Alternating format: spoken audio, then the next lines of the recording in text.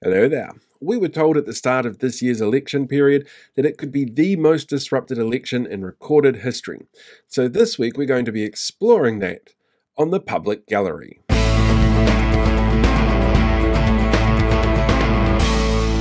At the start of this year's election period, politicians were warned to expect disruptions, and that's because over the last few years we've seen the vocal minority get a lot more vocal and a little bit less of a minority in their attitudes towards politicians and politics, mimicking a lot of what we've seen from countries like the United States and importing a lot of that rhetoric, which in some cases can be downright dangerous. We can look at something like what happened in the US on January 6 when President Biden was sworn in and see parallels to what happened here in February of that year with the protests in Wellington as an example. This year we also have 8 freedom groups vying for a vote within that sphere, and those groups are loud and angry and full of angst and known to be disruptive. And all you have to do is look at how they've behaved at other events around the country in the last 18 months to sort of see what you're going to be expecting, or what we were expecting, in terms of disruptions to campaigns. And in the lead up to this year's election campaign, we've actually seen events where candidates like Hamilton East's Ryan Hamilton going to meetings with sovereign citizens and trying to placate them by saying he was one of them. This was a group that at the same event issued execution warrants to sitting city councillors. And that kind of disruption is really, really concerning. But at the same time, disruption in an election campaign is kind of to be expected in some places. There's the idea of peaceful protest, which is a right given to all New Zealanders. And at the same time, we expect some sort of disruption around billboards and signs and graffiti. And while it's certainly never ideal for that sort of thing to happen, it is expected from the campaigns. In this week's episode of the Public Gallery, I really wanted to look at just how disruptive the campaigns have been. We're now less than a month out from this year's general election, and we're seeing a lot of noise from certain parties, certain groups, and certain individuals. I've been on the receiving end of that myself, and it's really fascinating to see how our candidates are pulling off trying to run an election in this environment and what they're putting into place, as well as what voters are thinking. So for this week's episode, I'm joined by 2 guests. One is Scout, our regular, who's an activist themselves. They've been to protests, they've gone out and supported causes that are important to them. They're one of the people who would sign up and sing Waiata while Julian Batchelor is screaming about anti-co-governance. But I've also got the campaign manager for the Hamilton East Labour campaign for Georgie Dansey. Holly Snape, who's been running the campaign this year, is in charge of organising pretty much the whole thing. And I sit down and have a talk to her about what the campaign has to do to prepare for this, just how disruptive things have been during the campaign, and where this all seems to be leading, and the risks of this kind of campaign happening, this sort of disruption happening to our political process. So let's start off with a really simple, fun analogy about disruption, because one of the things that's really important to note about any kind of disruption is that there's underlying meanings. And a great example of that actually popped up during the week with the ACT Party. A David Seymour ACT billboard was completely covered in what would be classed as graffiti, but is actually really artistic and beautifully done, a rendition of David Seymour as Ken from the Barbie movie.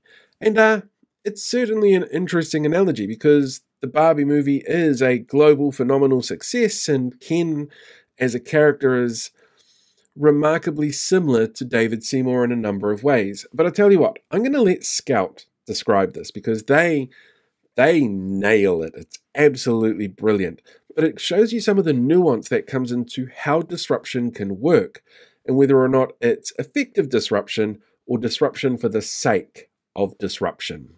It's absolutely a really unique way of disruption, and it's a really clever social. I don't know if they intended it this way, but it's a really clever social commentary because here he comes out saying he embraces it.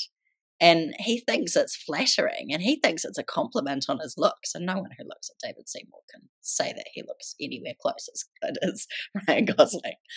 But the thing is, the Barbie movie framed Ken as the leader who had absolutely no substance. His profession was beach. And he, as a leader, he stood for like soft rock and horses. And there was absolutely no substance about it. And he got all of these bubbies who were in high-flying careers like surgeon and astronaut and president. And he made them into his like housewives and into housewives for all the other kids.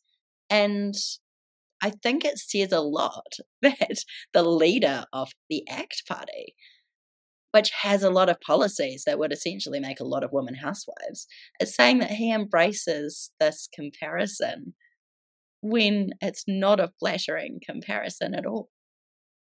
You know, I know it's really easy for a lot of people to see the colour pink and go, it's anti-feminist, or to see the name Barbie and go, it's anti-feminist, but actually that was a really cleverly done way of, it was a really cleverly done portrayal of a lot of feminist values and feminist critique on our society and the way that it works. And so I just think it's really apt that the leader of this party, who's going to pull women's rights back into the 50s, is flattered to be compared to Ken from the Barbie movie. Unfortunately, most disruptions that we see during election campaigns are not going to be artistically rendered and beautifully described with a number of nuances, like having David Seymour as Ken on a very pretty picture. There is a lot of other disruptions out there that include everything from protests all the way through to graffiti on signs and candidate meetings that can go awry. And we've already kind of seen that happen in some places. We know, for instance, that Voices for Freedom, a disinformation spreading group that were heavily involved in Wellington's protests last year, that they've actually put out a list of 11 points for their members to use to go and disrupt election meetings. At the same time, Kirikiriroa Hamilton had an election meeting sort of this year earlier held by sovereign citizens where they issued execution writs for some councillors, but not for one councillor in particular, Ryan Hamilton, who's now the National Party candidate for that seat. And, well, that was certainly an interesting experience, but the city councillors involved in this have actually met with the candidates who are running for the election across the political spectrum to warn them about these sort of meetings and give them advice on how to tell when something's not quite right or when it's time to leave. This week alone, we've already seen a death threat against Green Party list candidate Efeso Collins, who's a former Auckland mayoral candidate as well. The complaint was so serious that the police were told about it before Efeso was told about it. That's really, really concerning. I sat down and spoke to Holly Snape. She's the campaign manager for Hamilton East Labour Party candidate Georgie Dansey. And I asked her, how much warning were you given about this? What was the advice that came from Labour Party head office for candidates and how to deal with the potential for disruption during an election period? So we have been talking about this right from pre the electioning period. Once the campaign managers were identified, we have very regular meetings with Central Hub, which is the campaign headquarters of the Labour Party, and these were the very first conversations we were having were around safety and potential for difficult situations, making sure candidates were well looked after. There was a lot of advice around what candidates should and shouldn't do. Certainly, door knocking and even attending events alone, we've been discouraged seriously from doing that at all. And in all honesty, previous elections as well, I've tended to be involved with women candidates. This is an issue that, as women, we're generally very conscious of. So in previous elections, we've taken the same approach. We tend to make sure that our candidates are well supported and have people around them wherever they are. So in that sense, is it different? Probably not, except that the central campaigning, the advice we're getting is very much around ensuring that your candidate is safe. We haven't necessarily had those kinds of conversations before. It was more about making sure you weren't entering a property with a dog where your candidate might get bitten. That was where the fear was before. this time around, we're absolutely seeing concern around some people who have become really elevated, probably emboldened to some degree, to be a lot more aggressive around ideology. And we haven't really seen that in previous campaigns. One of the other more dynamic factors that comes into this year's election is the number of third parties that are actually involved in trying to get you to change the way that you vote. This is supposed to be a really transparent process. Anybody who's spending more than $15,000 on any sort of campaign to influence voting is meant to register with the Electoral Commission, for example, as a third-party promoter. And there's a number of organisations on that list that probably wouldn't surprise you, like the Council of Trade Unions or the Taxpayers Union. Then there's some that might surprise you a little bit, like Forest and Bird, for example. They all intend to spend a certain amount of money to try and get people to influence the way that they vote. One of the more contentious one of those has been really fascinating to sit down and watch, though, because he claimed initially that he wasn't trying to encourage people to vote a certain way. And that's Julian Batchelor. Now, Julian has been up and down the country with his anti-co-governance tours, and at almost every stop he's been to, he's been met by very loud protests from Tangata Whenua and Tau Iwi supporting the idea of co-governance and it being tied into how Te Tiriti works and what that means for the country. Scout has actually been actively involved in a couple of those protests already.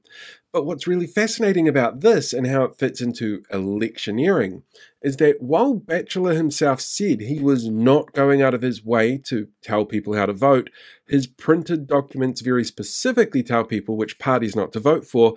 He was put under investigation by the Electoral Commission, and that was referred to the police, where, up until the point where he paid to be seen as a third-party promoter, he denied that that was what he was actually doing, which means that we've got examples of outside influences and how our election works that also causes disruption and are disruptive themselves. But the argument then pops up is, how do we decide what's a good disruption versus a bad disruption? How is a protest against co-governance any different to a number of conspiracy theorists standing up at a Meet the Candidates event and starting to corner them there for things like mandates that no longer exist? Scout's got a really interesting perspective on this, and it's something that Holly also echoes, but we'll start with Scout around those sort of differences that are there in between, I guess you could call them good and bad disruptions. What people need to really look at when they're looking at a campaign is what the values behind the campaign is. If the values are in line with your values, then it's a campaign that matches you. Not everyone has the same values. People all think different things. Personally, what I look for is campaigns that really prioritize Māori voices and are really determined that they're going to uphold the mana of Te Tiriti o Waitangi. So I keep an eye out for that. I listen for little signals, little virtue signals in what campaigners are saying. There are some little points, like, for instance, a feminist activist might be saying, I support the rights of women and girls. But that has become a dog whistle. That is something that usually it's a trans-exclusive campaign if that is being said. So it takes a lot of social awareness and it takes a lot of paying attention, and it can be really hard to know. But once you stop and you are able to have those interactions or those conversations, it is much easier to be able to tell if a campaign is something that does match your values. The thing is, no activism has ever been successful without being disruptive in some way. So as much as we on the left are using strategies like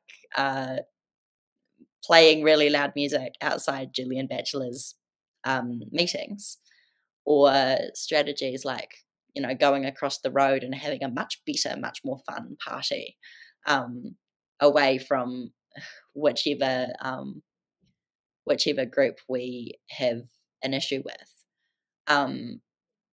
Things like the Parliament protest, for instance, were designed to be disruptive as well, and they were successfully disruptive. They met their goal. If their goal was disruption anyway, they met their goal.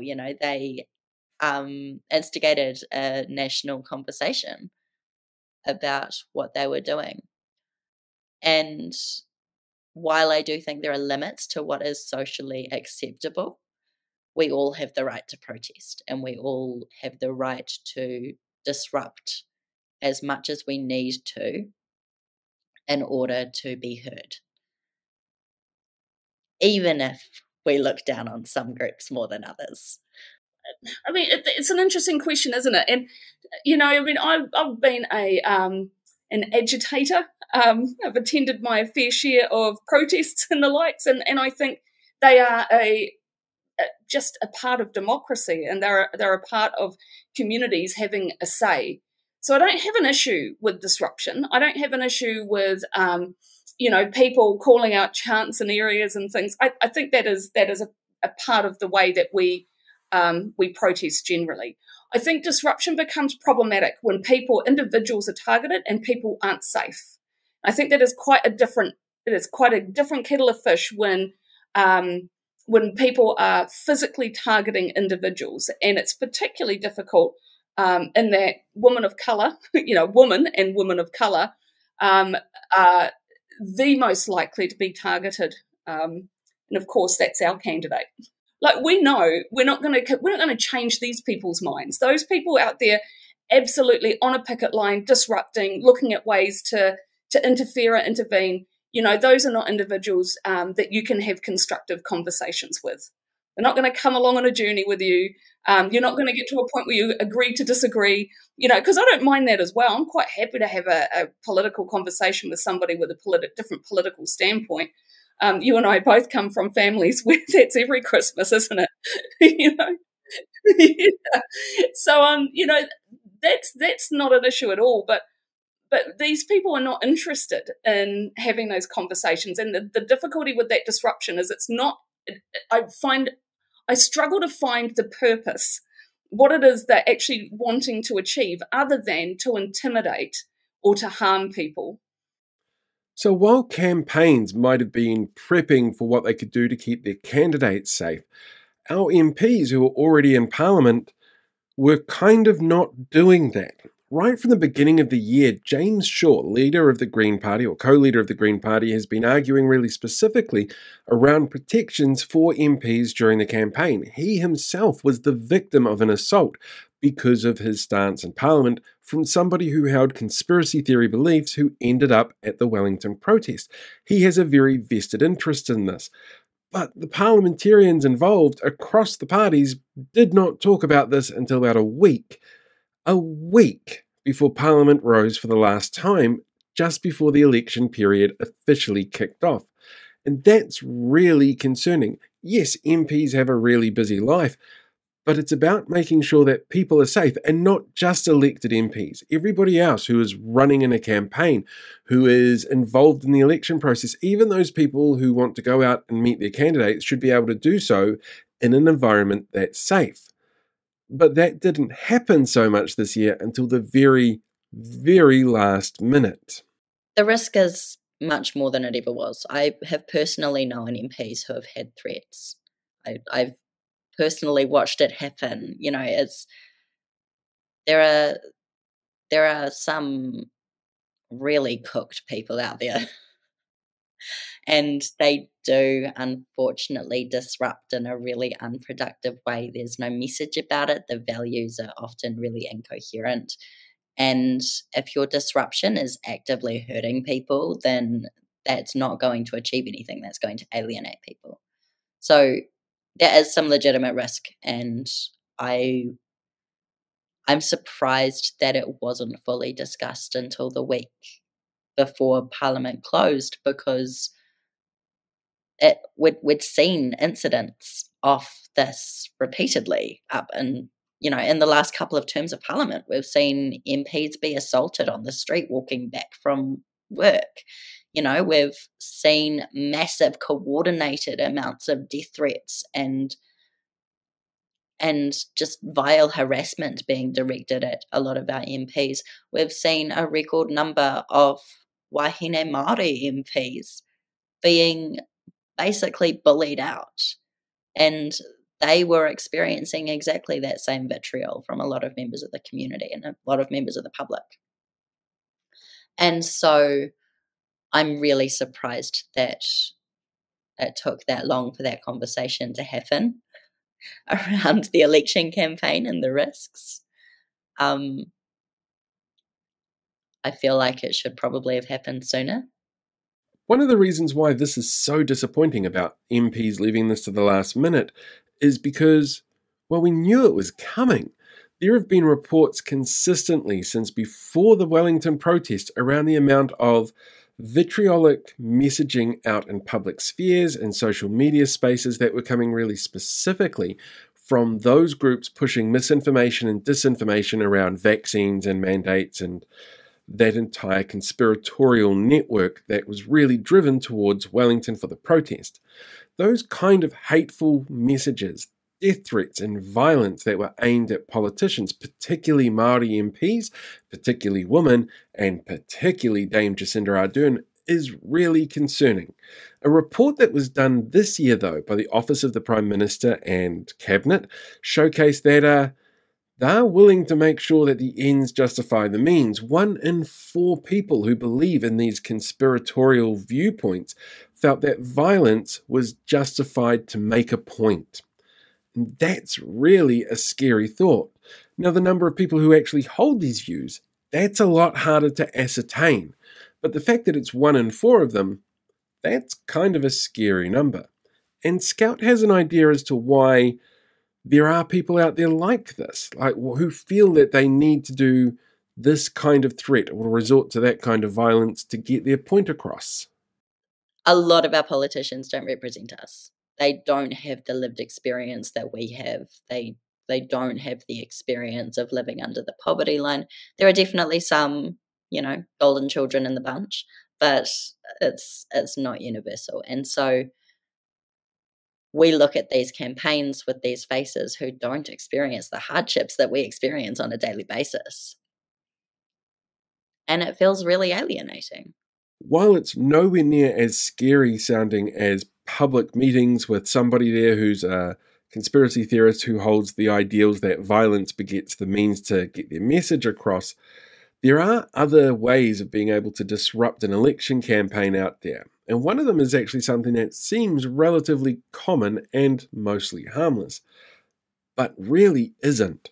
And that's actually defacing billboards. We see billboards everywhere this time of year because it's an election period, and graffiti is very much a stock standard issue when it comes to these billboards. But this year we're actually seeing 2 really scary trends come through. There is not a single Te Pāti Māori candidate who is running in this year's election who has not had to clean off the N-word from at least one of their signs.